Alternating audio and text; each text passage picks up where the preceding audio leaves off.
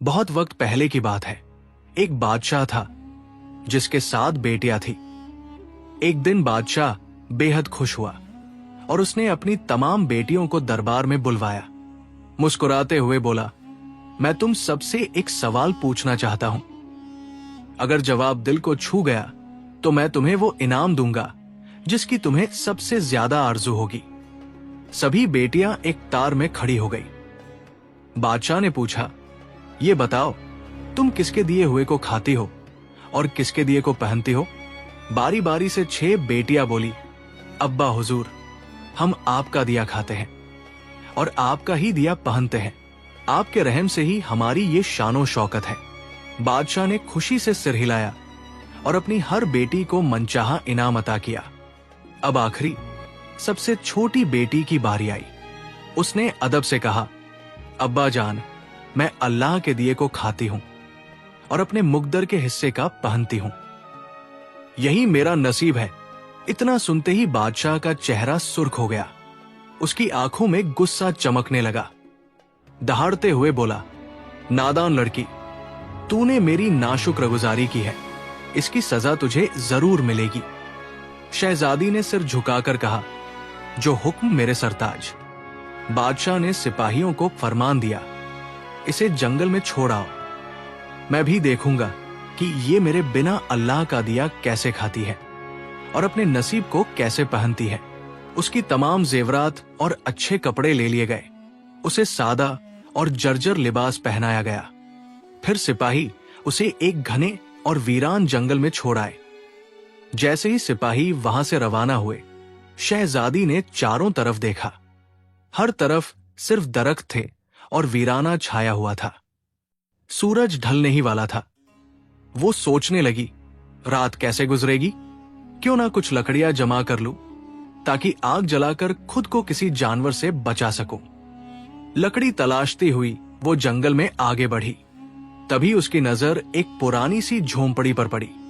बाहर एक बकरी बंधी थी और अंदर से किसी के खांसने की आवाज आ रही थी। शहजादी को ताज्जुब हुआ, इतनी सुनसान जगह पर कोई इंसान? डरते डरते उसने झोंपड़ी में झांका। अंदर एक बुजुर्ग शख्स चटाई पर लेटा हुआ था और बहुत कमजोर लग रहा था। बार बार पानी पानी पुकार रहा था। शहजादी ने झोंपड़ी में चारों तरफ नजर दौड़ाई। कोने में एक घड़ा पड़ा था। उसने लोटे में पानी भरा और बुजुर्ग को पिला दिया। पानी पीकर बूढ़े की आंखों में राहत आई। उसने पूछा, बेटी, तुम कौन हो और इस वीराने में अकेली क्या कर रही हो? शहजादी ने पूरी आपबीती बयान की कि कैसे एक जवाब की वजह से उसका सब कुछ छिन गया। बुजुर्ग ने रहम खाते हुए कहा, बेटी, जब तक चाहो इस झोंपड़ी में रह सकती हो।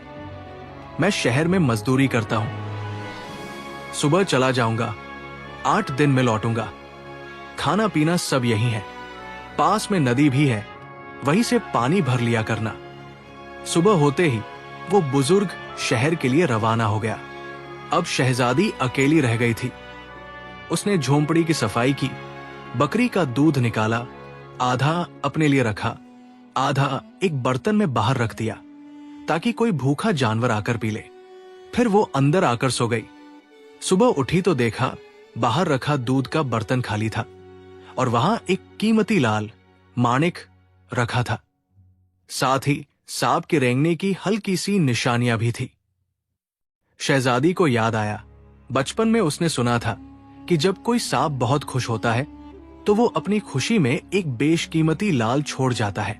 वो लाल उठाकर अंदर ले आई और अगली रात फिर दूध रख दिया।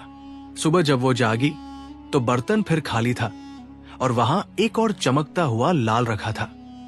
ऐसा हर रात होता रहा। 7 दिनों में शहजादी के पास 7 लाल जमा हो गए।